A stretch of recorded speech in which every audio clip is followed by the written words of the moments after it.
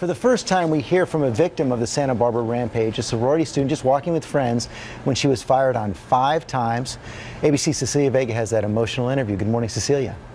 George, good morning to you. 6 people killed, 13 injured during that shooting in Santa Barbara, and Bianca De Kock among them. She told me she hasn't read the killer's chilling manifesto or watched any of those videos. She doesn't want to give him any attention. Instead, she's speaking out, she says, to honor those who did not live to tell. I see his face, he smiles at me, and just starts shooting. He smiled at you and he starts shooting. Mm-hmm. Like a smirky, grimacy smile, but it was a smile. He was just, he wanted to do this. He looked happy about it. As Bianca De Kock and her 2 Tri Delta sisters walked to their sorority house last Friday night, they didn't have a second to react. The black BMW coming out of nowhere. Elliot Rodger carrying out his plot of revenge, vowing to kill women who he says rejected him. The car window down, he opened fire, not saying one word. What's going through your mind? Honestly, first of all, it didn't seem real. I thought, is this rubber bullets? And then I realized I'm bleeding. I'm in pain. Bianca was hit 5 times, bullets piercing and grazing her body. Of the 3 sorority sisters, Bianca is the only one who survived. They were both 2 very incredible, beautiful people, and that's how I want them remembered. 19-year-old Veronica Weiss, a freshman, sports buff, and math whiz. She was just a very passionate, loving individual. 22-year-old Katie Cooper, about to graduate with a degree in art history. I never met anyone who was more willing to lend a helping hand.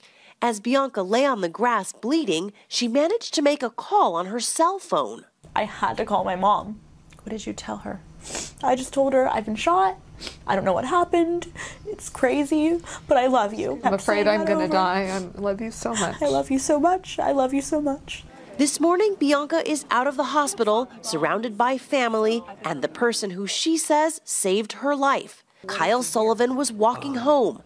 I heard absolute rapid fire. He ran and found a police officer, brought him to Bianca. Then he laid down by her side to comfort her. Because it almost sounded like she was giving her last wishes. You know, she was telling her mother how much she loved her and everything, and she was just... That's what I felt like I was doing. So that's when I started telling her that, you know, she was going to be okay. And like he's like a hero. 2 complete strangers, today so thankful for each other. We're going to be like bonded forever now. I look at her as like my sister. Bianca's parents thankful too and angry. I'm angry that it happened and that it does still happen.